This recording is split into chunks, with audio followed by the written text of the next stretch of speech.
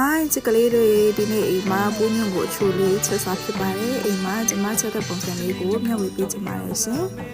用手时间你回来的不用那个，可能有努力办理那个呗，等他比来吧嘞，也是比较自家里呢，自家比来吧嘞。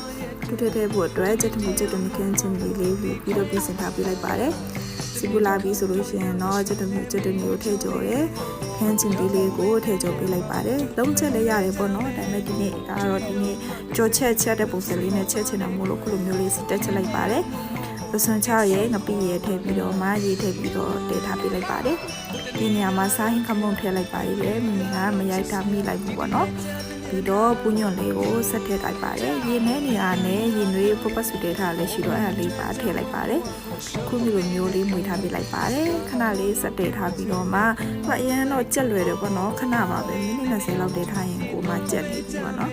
စားလေးပေါ့နေရနဲ့စားလေးနဲ့အချိုလေးနည်းနည်းလေးထည့်ပေးလိုက်ပါတယ်အရင်စားလို့ကောင်းတဲ့ဘူးညွန့်ကြော်ချက်လိုပုံစံလေးချက်ထားတဲ့ဒီတစ်ခွက်လေးရပါပြီရှင်